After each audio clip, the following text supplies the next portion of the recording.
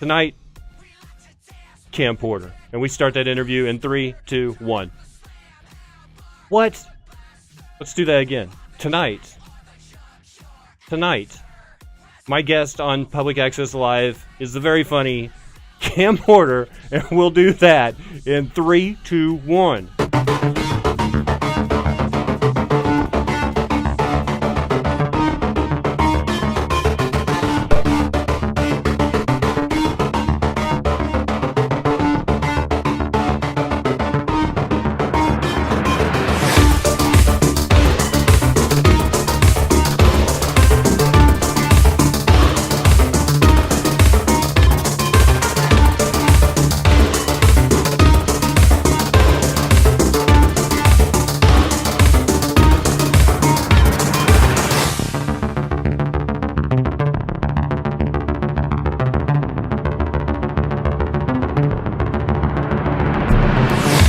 It's a hot mic.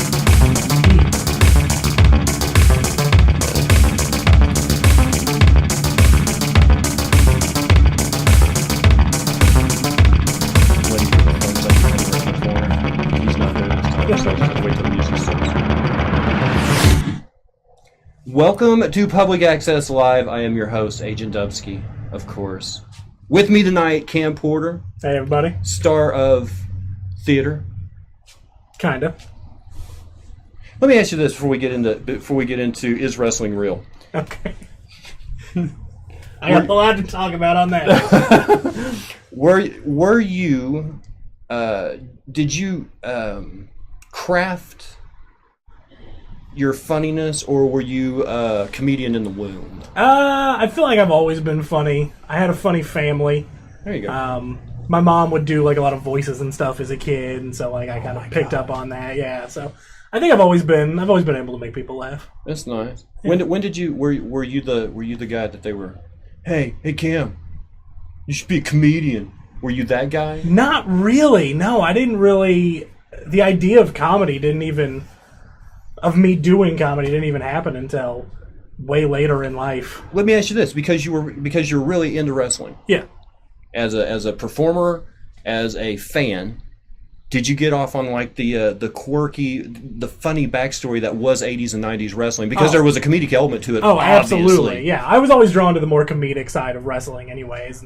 I grew up watching it in the 90s, the Attitude Era, so guys like Mankind and Goldust that were really funny and really out there, that's what I really enjoyed. Did that make you want to... Did you want to be the comedy bad guy? A little bit, yeah. There wasn't too many comedy good guys in wrestling. There really wasn't, no. There was a few. Al Snow was a really funny guy, and he was always kind of a face. And Roddy Piper when he became a good guy, I guess. Yeah, he was always funny. I just always loved every aspect of it. Did you get to join in on did you ever get to enjoy Mid-South in its liveness at the Pavilion on a Saturday night? Not until later. I never knew. I watched strictly WWF in the 90s, WWE now, WWF then. It wasn't until I got really deep into wrestling that I started finding all the other stuff. That's where I realized that there was like minor leagues. Yeah. Because if you were really good... Vatrix, thank you for your subscription to the channel. Vatrix is one of our UK viewers. Hey. Friend, Tarkov player. No. We had on Saturday nights there would be, of course, Mid-South at the Pavilion. Yeah. And then Sunday morning it was on television. Yeah. And if you were really good, like we had Junkyard Dog was a Mid-South wrestler, and Ted DiBiase was Mid-South, and Jim Dugan, and these guys, and all of a sudden they're wrestling in the WWF. Yep. Right? Yeah. And you're like, okay, all right. Yeah. And as good as you were at a local level, as good a showman as you were here, if that translated to more money shows, like Vince McMahon was the promoter, if you could get on his thing and do it, but you were never going to put on a better show than Hulk. Oh, yeah. It didn't matter what Ric Flair could have came up to WWF. He wasn't going to beat Hulk because Hulk was the best of the best. Ric Flair's a very interesting story because he was in the WWF from, I think, 91 to like 93. And he was the guy in AWA and NWA. Like, he was the dude. And then he brought him up, but he couldn't. Vince didn't want to push him like he did Hulk Hogan. And so Flair eventually left, went to the burgeoning WCW and became a megastar there. But Hulk should have just had dollar signs as the period after his name. I know. It was insane watching. They merchandised that guy like Lucas did his first movie. Oh, yeah. I mean, it was great. Everything. And that's like even before I got into wrestling. I started watching wrestling in 1997. Even before I really knew what wrestling was, I knew who Hulk Hogan was. Yeah. He was so ingrained into pop culture at that point. Like, it was impossible not to know who he was. Even if you just saw Rocky 3. Yeah. Yeah, it was just... Thunderlips. Yeah, I knew Hulk Hogan, I knew Randy Savage, and that was my extent of wrestling knowledge until the late 90s. I love the British Bulldogs. Oh, British Bulldogs were great, man. Davey Boy Smith. Yeah, two little stout guys doing those real quick snap suplexes. Yeah. Like, you were just like... Boom. Yeah, they were great.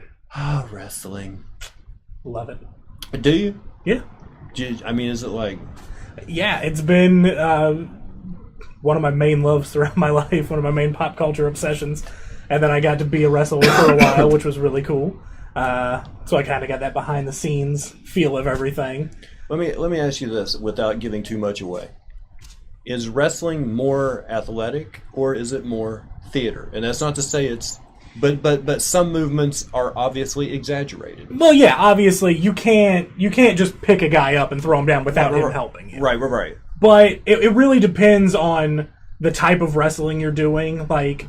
WWE, big production wrestling, is more theater. Oh, yeah. Off the ropes, off top rope. Yeah. Let's bring a cage in here. Yeah, that's more, you got the bigger, larger-than-life characters, all of that stuff.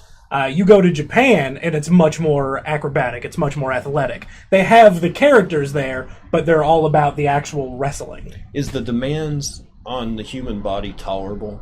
Could someone be a WWE level performer and not have to be on pain meds? No. I only wrestled for a year, and my knee is destroyed. I still have pain in it. Like, it's not a good... I couldn't see doing that for an entire career. So you could almost assume, if you're on that level... Yeah, you're... And I wrestled once a week. But there's guys in, the big promotions that are out there every single night at house shows and then doing the TV tapings that are doing that stuff every night. It's impossible not to have it take a toll on you. Mr. Porter, what is your favorite wrestling move? Thank you so much. Ooh, favorite wrestling move? Oh, and then they threw in a woo, Nature Boy. Yeah. I really like my two favorite finishers, I'll say, are the Frog Splash, popularized by Eddie Guerrero. His was great. Rob Van Dam has a great one. And then the Shining Wizard, which is a move done by the great Muta and a bunch of other people. He's the one who invented a Japanese wrestler. Okay. Yeah. It's just a running knee strike to the face, but it just looks really cool. Yeah. Nothing like the camel clutch. No. Which camel clutch, for a character like the Iron Sheik, camel clutch was a great move. But it's, doesn't work for everybody. Here's something. How do you market the WWF as big as you got it, and also merchandise Hulk, dolls, T-shirts, all that, but no Nikolai Volkov? Like, you couldn't merchandise these guys, and they were his primary in the 80s during the Cold War. His primary, we're fighting a big Russian and we're fighting an Arab. Wrestling always sort of follows the general, not necessarily pop culture, but the general socio-political climate. So in the 80s, all the bad guys were Russians or Iranians, Or Bobby Heenan. Or but he was a bad guy. He was a manager, so he was always with the bad guys. So you follow the trends of everything that's going on in politics. Who would, if they were still doing that, where they were stereotyping an ethnicity and putting them as the baddie in wrestling, who would the heavyweight champion be fighting right now? Oh, man. That's tough. A couple of years ago, they did have a stable. It'd be an American Indian, probably. They had a stable a few years ago that was basically the Tea Party. They were these, alt-right. They came out and they, said, you can't take the flag from us. They were against immigration and everything. It didn't last very long, but it was pretty good while it was around. Just a bunch of betas slapping people with their purse. Yeah. Have you ever performed a maneuver in everyday life? No. Is this a boudoir question? Did he suplex someone in the sheets? I like to wrestle with my dogs a lot, and I'll, kind of throw them around. They like that. Oh, would you ever go to Japan and watch wrestling? Oh, absolutely. That's one of my dreams. Right? That's one of my dreams, yeah. From sumo on down? Yeah, I mean, sumo is a totally different thing. It'd be really cool to see that. But Japanese wrestling, the biggest promotion in Japan is NJPW. They're basically the WWE of Japan. And man, they've got so many great wrestlers there right now. I'd love to go. All the good fighting comes out of Japan, right? It's so, yeah, because they're very intense. They're very UFC intense showed people. its marketability by Pride. Yeah. You know what I mean? Like, they sold the idea to the Japanese. They made it where it wasn't gruesome enough that people would be like, Yeah. You know? They made it marketable, and then they're like, all right, bring it to America. We'll put them in an octagon. And there's a lot of Japanese wrestlers that also did, like, MMA stuff as well. One of the biggest Japanese guys who's here now, Shinsuke Nakamura, was a MMA fighter for a long time. You've said that name before. Shinsuke Nakamura? It rolls off the tongue. I know a lot of Japanese. I watch a lot of Japanese wrestling. It sounds like a manga artist. I think I've seen his. I think I saw his video. Let's see. What was your wrestling name? Did you have a pseudonym? Yes, my name was Flint Ironstag, which I stole from an episode of Mystery Science Theater 3000. Which one? Space Mutiny. Nice. The main character in that, David Ryder, throughout the whole episode, they keep giving him these dumb names like Slab Bulkhead and Punch Rock Groin and all this stuff, and I just made a list of my favorite ones, and I narrowed it down to Flint Ironstag, and that was my wrestling name. Moja's favorite Mystery Science is, she's one of the viewers right now. She likes Mitchell. Oh, Mitchell's great. Oh, man. It was just one of those movies that if you started imagining what this was like to go to the theater and watch, you're like, oh my God, this is horrible. There's so many, and there's been rare times where I've seen a movie that I saw on MS3K, but it wasn't that, it was just the actual movie. And it's so surreal to see this thing that's not with the robots making fun of it. It's crazy. And in your head, you still hear them I making still know I watched remarks. so much of it. I still know all the jokes for everything, yeah. Yeah. It's good thing. That's why they don't show old movies at theaters anymore. Because people just yell shit out. Yeah, people be like, and everybody be yelling at the same thing too. We've all seen that episode. Mister, would you don a luchador mask? I am a huge Lucha Libre fan. I have a collection of Lucha Libre masks. That was one of my goals getting into wrestling. I wanted to do a Lucha Libre gimmick, but they already had several people where I was wrestling, so they told me I couldn't do it. But yeah, absolutely. Did you go half mask or you go? I'd do the full. I like the full anonymity of the Lucha Libre mask. What do you like to nerd out on? You like movies? I love movies, comic books, music, comic books, video games, all the requisite nerd shit. What are you playing right now?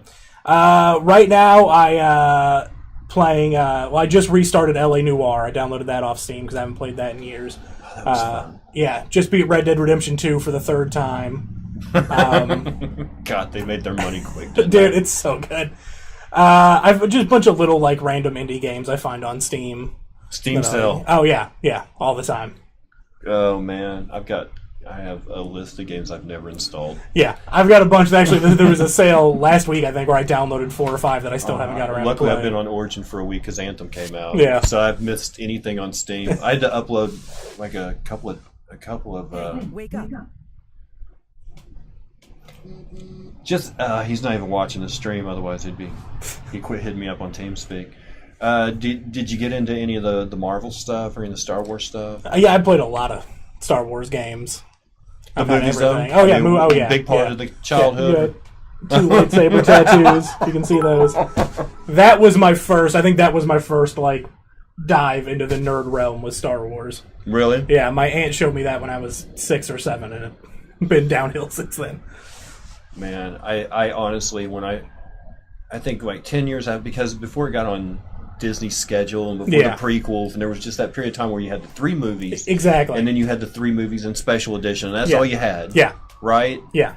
There was talk of, if you had an original Millennium Falcon still in the box, you were sending your kids to college, right? Yeah. I saw that Millennium Falcon in vintage stock, $150. It's like, yeah. No. Now everything's so oversaturated. It's like the playing card. There used to be shops at the mall where a trading card store, because there was that much value on it, they could pay lease space in a shopping mall. Yeah.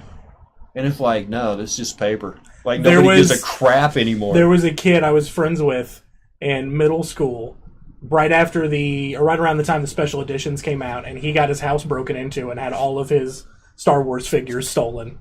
They specifically targeted those Star Wars figures because they were worth so much. Inside job. Yeah. Oh yeah. Somebody knew you had Star Wars at your house. Are you other than your trademark chili in a vanilla milkshake joke? Are you a foodie? Yeah, do you like pretty obvious. Do you like making, or do you like? I'm not a good cook. I've tried. I'm not. So I can make decent scrambled eggs, and that's about it. Do you like to experiment? I try. Yeah. Yeah. You go the hot and the spicy and all that. I can't do spicy. I can't. So no Indian, no Thai profile kind of stuff. No, I've tried it. It tears me up. You like some blue plate? Yeah. I love some chicken fried steak and brown gravy. Oh yeah.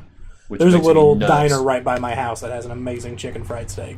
Name? Mom's Family Diner. Oh, right on the corner. Yeah. It's right there, like 41st and Mingo. Well, that's the original one. There's one. I live out in Bixby, and there's one out there now. Okay.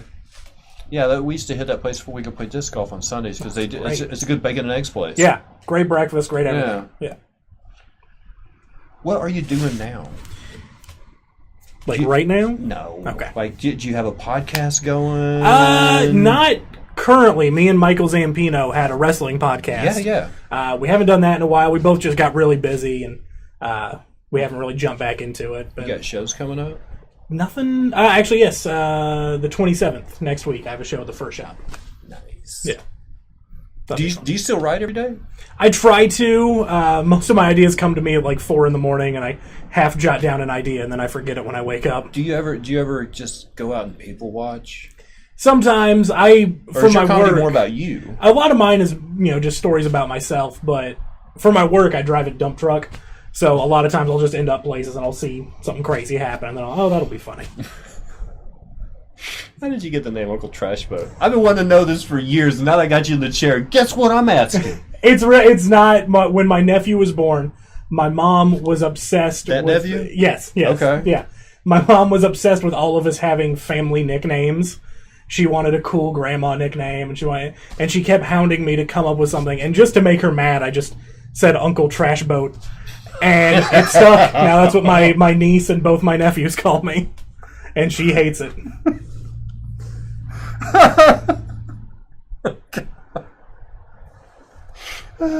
Yeah, that's a good one anyway. Yeah, it works. That's Uncle Trash Boat. I'm sorry. What was the craziest thing that was seen in the dump truck? I've seen, so the dump truck's sitting really high up, and so sometimes if I'm stopped at traffic, there'll be people in their cars who think people can't see them doing stuff. I've seen people going out, seen people doing bumps of coke, lots of crazy stuff. Oh my god. Yeah. People just don't hide stuff anymore. They don't. They think when you're in a car, I guess you feel like you're in your own little space and people can't see you, and especially if there's a big dump truck next to you, they think, but I can see right down into whatever you're doing. I do have a serious question, and I try to stay away from serious on this show, but I mean, serious. You have recently on social media extended invitation to people who might be going through like mental trouble. Yes. Like you're not alone, if you need anything, I can point you in the right direction. Yeah. It's not exclusive to the comic community, but do you see it like more prevalent amongst comedians and almost anywhere else? Absolutely. Yeah. I think, and that's something even before I was a comic, that's something that you can just kind of tell from watching certain comedians, but I think it is, a lot of us are depressed and have anxiety and all sorts of things, and I think that's why a lot of us become comedians, because we don't see the world, it sounds pretentious, but we don't see the world the same way other people do. No. So it gives us a different viewpoint on things, and I think that, helps inform comedy. Do you see yourself, I mean, is it like a personal, I mean, have you been influenced by, has someone close to you been suffering? I'm not asking you to mention names, but I mean, has it always been a concern of yours in the community? Because I know, like, the first time I met, I'm not going to say their name, but first time I met Comic A, and they wouldn't shut off. Yeah. It wasn't like they were doing their stage bit out in front of this club to friends. And it's like... Yeah. I'm glad that you said they wouldn't shut off, because I always refer to that as someone being always on. Right. And it's that type of personality where they can't be themselves. They have to be that persona. Yeah. For me, it's something that I've struggled with my whole life.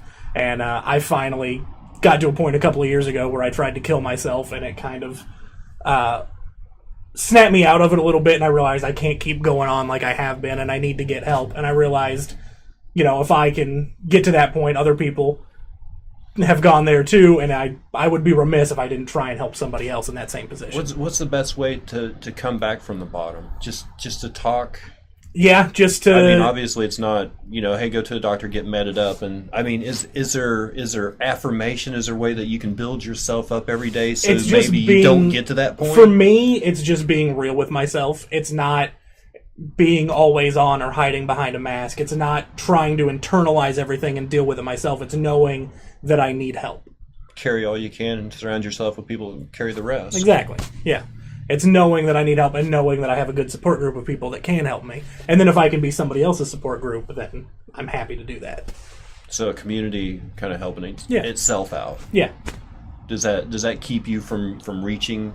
I mean, you still get dips, I mean, that's the way depression works. You still get... I never had it until like 3 years ago, and there was a point I just would not talk to anybody, including... Yeah. Yeah. Like... I honestly, I pulled in the First Shot parking lot and realized it wasn't that I didn't want to be around the comics. I didn't want to be around anybody. Yeah, I wanted to go home. I wanted to put on a robe. I wanted to, watch the moodiest movie I could think of. It was like, I've never, and at the time I'm like, what is wrong with me? And I had no explanation for what it was. Yeah. And I've been there. I still get to those points. I prefer to just kind of hang out at my house with my dogs. That's where I'm happiest. So I totally get that. And it's one of those weird things, like I've been, looking back on it, I've been depressed since I was an early teen, at least 12 or 13, but I didn't even know what depression was until I was like 20. Because you think, it's not just being sad. It's so much more than that. And if you live in a house where it's like, he's just being a moody little crap, kick him in the butt, it'll be all right. Exactly. When you got that kind of family, it's like, snap out of it. Yeah. They don't really think there's a struggle going on mentally. It's hard for people that haven't experienced to understand what it really feels like. It's not just being sad. It's just a total crushing emptiness. You can't describe what it's like. And it's different for everybody, but yeah, it's hard to realize you get to that point that you need to do something about it. Is there anything you will not make fun of? Any taboos? Yeah, I mean, I try and stay away from really, I don't like rape jokes. I don't like stuff like that, but, I don't like victim attacking, stuff like that. I think... So you stay away from roast comedy quite a bit, don't you? Yeah, I'm not really a fan of roasts. I'm not either. The whole series one of this show, I kept asking people, is there a difference between... That was like my go-to question. Is there a difference between a roast comic and a stand-up? Because there are guys who exclusively do roast, yeah. I mean, the late Jason Redfern, he used to only come out to roast. Yeah. He would never be on an open mic. He would never be on a showcase. Yeah. But, I mean, he was always on the roast. I think roast can work if it's truly, like, people that you care about. If it's really your friends and they all come up and they do jokes, that... in good fun, but most of the time roasts are just random people making fun of other random people, and that just doesn't do it for me. Yeah, and some I just can't.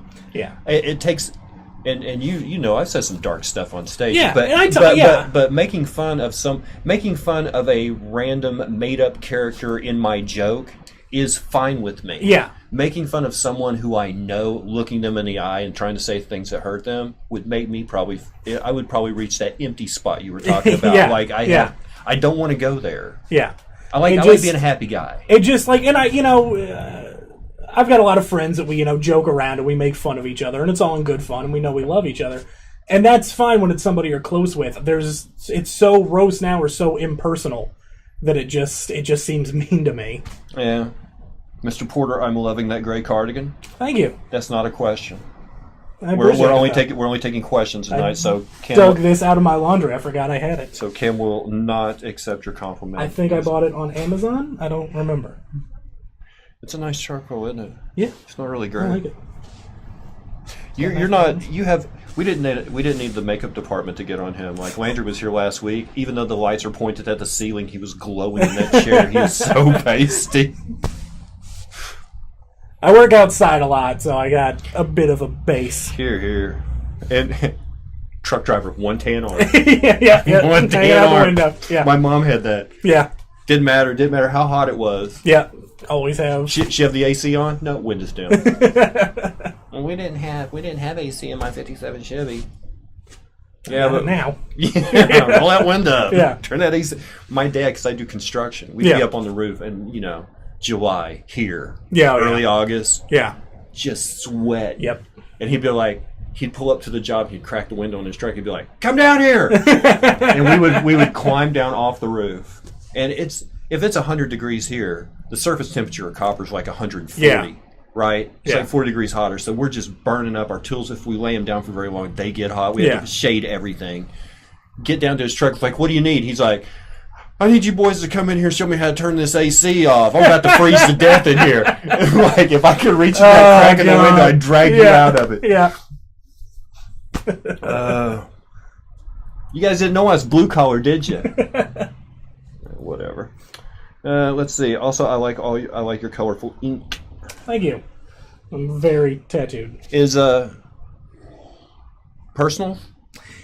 Not really. I got a couple that have kind of a deeper meaning, but most of them it's just... For the art? Yeah. I've always just liked tattoos, and I got my first one the day I turned 18, and I just haven't stopped. Nice. Just stuff I enjoy. Is there more? I mean, do you have plans? Oh, yeah. Yeah, I'm working... I'm probably about 70% covered right now. I want to get up to about like 90. Really? Yeah. I don't want my face, nothing on the front of my neck, but everything else, I'm eventually gonna. Yeah. I just think tattoos are cool. I wanted a full Mona Lisa. Yeah. And I want her mouth right about. You heard it. You heard it here first. Let's see. Do you do any artwork? I don't. I've tried to draw. I can draw a straight line, and that's about it. I appreciate art. I love art, but I am not good at it. Same with music. I can't play an instrument or hold a key to save my life, but I love music. Really? Yeah. What was your where were you at growing up? What do you mean? Like 90s? Yeah. I was born in 87, so early 90s. Okay. She's the same age as my wife. Except she liked Tom Petty. She was a weird one. I like Tom Petty. Not that she's weird, but yeah. Before my parents discovered the terribleness of Jimmy Buffett, we were talking about this before. My parents, his parents are parrot heads and moved to Key West. I fucking hate it. But before then, my dad listened to a lot of old school, like classic rock. I remember finding his old 8-track tapes in his garage one day, and it was all Thin Lizzy, Blue Oyster Cult, like the first 4 Black Sabbath albums, T-Rex. On 8-track? Yeah, and I fell in love with all of that, so that's still everything we missed out, man. Our 8-tracks were like Elvis, the Statler Brothers, Oak Ridge Boys, definitely Elvis. Yeah, which Elvis? I can dig on some Elvis. See, we had these little diners around town, right? That had these little miniature jukeboxes on every table. Yep. And there was Conway Twitty and Porter Wagner. Yep. And it was all like truck stop music. Yeah. Nowadays, I didn't even know there was still a country music industry, but apparently somebody has to pipe in the house music to Cracker Barrel. They're not going to get their music from any other spot. So somebody has to still be making it out there. Somebody's doing it, and they're making a living off of it. And it's probably not real cowboys. No, not no. Let's see. Saturday Night Fever, the Bald Knobbers. Yes, we had the Saturday Night Fever 8-track. Thank you, Mojo. Charlie Ritz, Charlie Price. Okay. Yes, all those. Yep. Where you at on music right now? I listen to just about everything. I grew up high school when I was really discovering my own. I've always been a metalhead. Okay. But I like old school, early 90s hip-hop, bluegrass, just about anything, really. I'm tired of the 80s cliches. Yeah.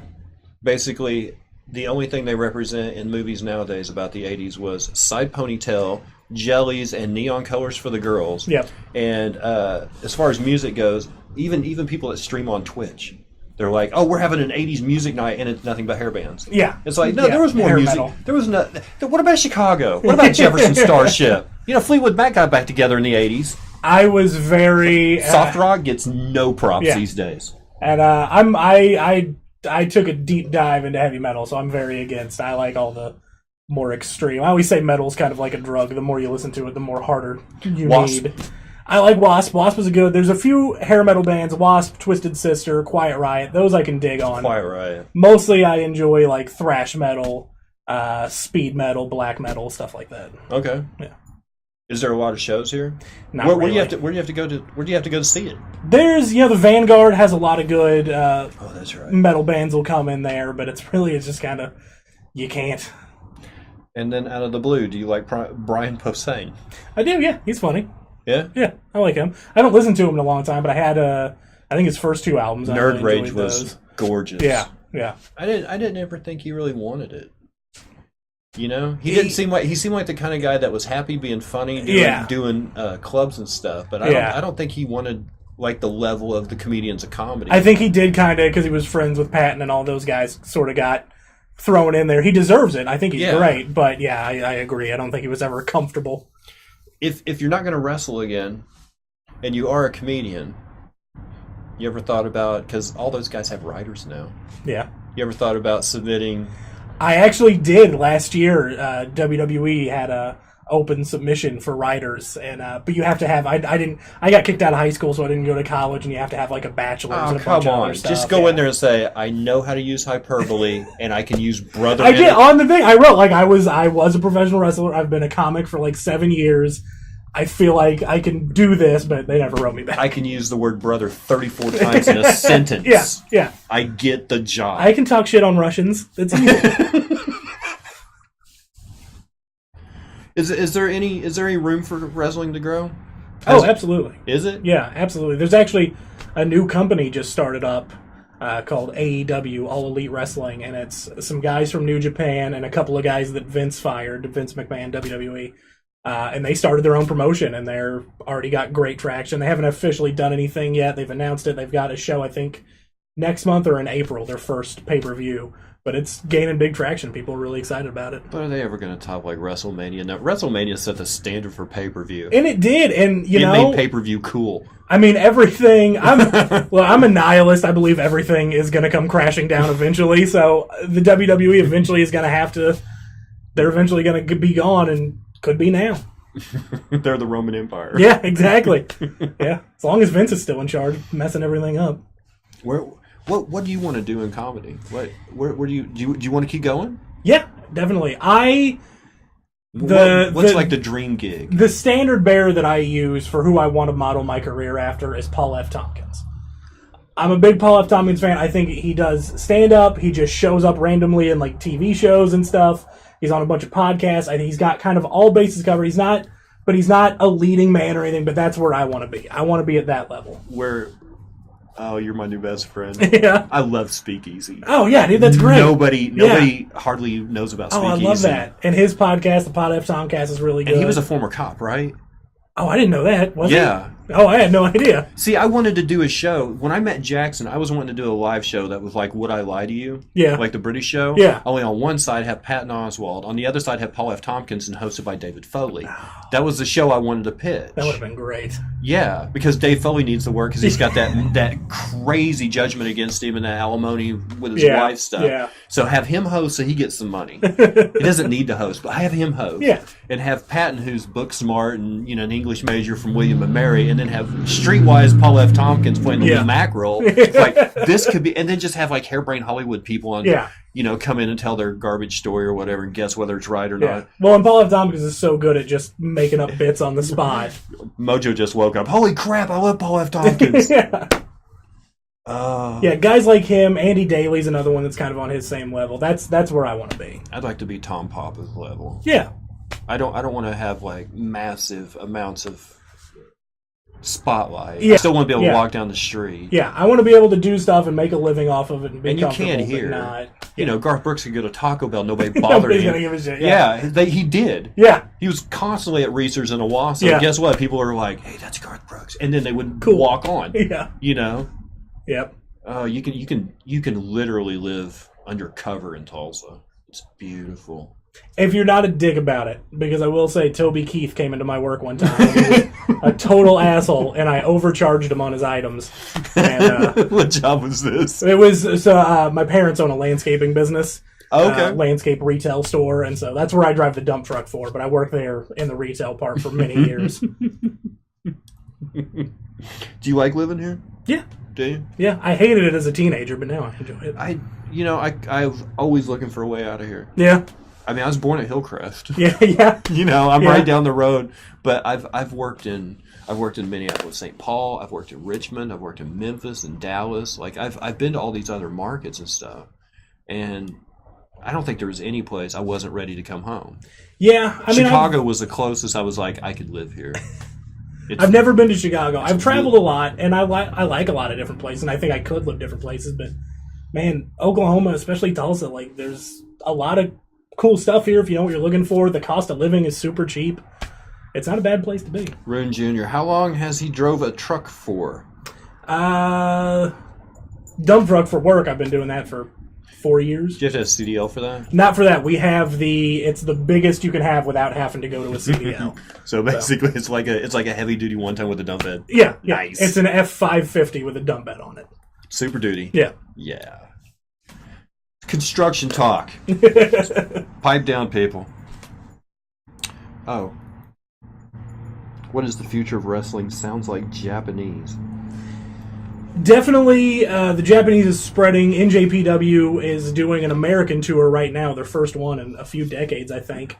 And then televised? Yeah, no, not televised. They're just doing local house shows, but I think they're going to start eventually. We get the ideas, but they never get the credit. Yeah. Like Wipeout, started in Japan. Yeah. You know what I mean? Yeah. Like, there's a lot of stuff that we get that was just crazy here. Iron Chef. I mean, a lot of their culture seeps into ours, but it's so Americanized by the time it's palatable for. By the time they take down all the graphics and all the extra characters and pop-ups and everything, it's like, no. Everything has to be Americanized for American audiences. If we show it like the Japanese show it, it's going to give somebody an epileptic seizure because there's so much happening on the screen. It's great, though. What is your favorite local attraction, past or present? This is a local. Oh, that's a tough one. Is there anything you miss going to? I miss Bell's. That was probably my favorite. I miss Bell's tremendously. My kids missed it. Yeah. They were born in 2002 and 2006. When did it close down? Like 2003. Yeah, that's what I thought. Yeah. So, I mean, she was a toddler. Yeah. And even if you just got to walk through it during the fair. Yeah. You know, at the end of the fairway, then you had a whole nother amusement park.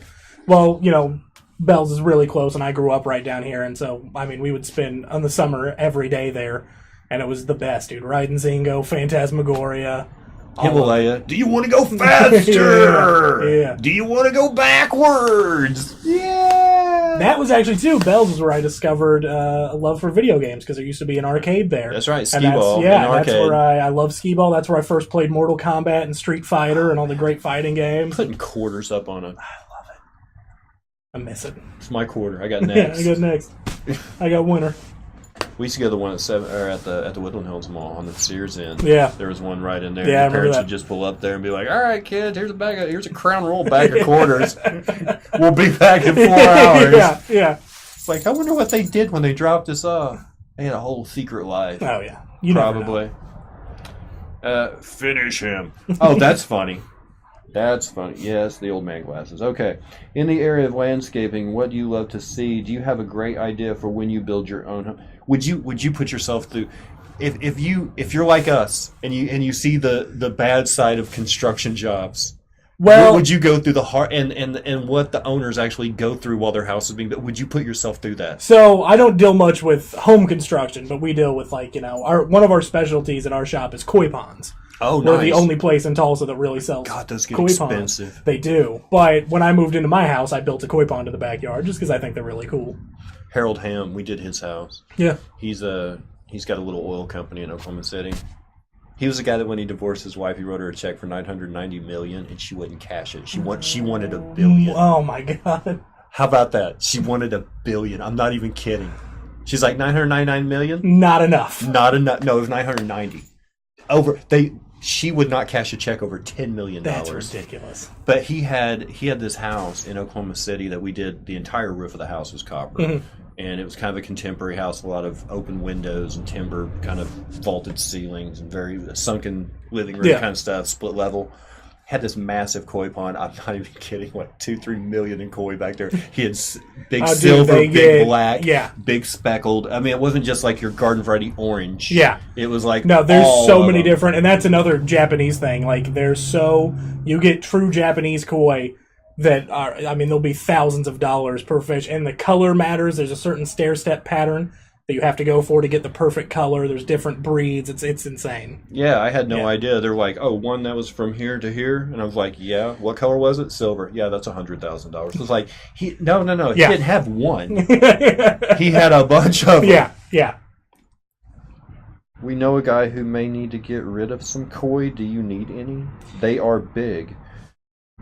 We don't. We used to take them from regular people, but there's a lot of diseases that they can get, and if we take them and put them in our ponds, they can spread those diseases. So if it's who I'm thinking of, I guess koi feed top water. Yeah. Like you throw some stuff out there and they come up and get it. They're scavengers by nature, but when they're in a pond like that, you feed them pellets. Okay. He babied these things. Mm-hmm. He had split one pond into a second pond, and he was growing and spawning these koi. And then a hailstorm came, and they came up to the top, and it killed. It wiped out. Like he's got a few big ones left, I think. Yeah, but that happens a lot. I was like, I had no idea that could happen. They're very sensitive. And gullible.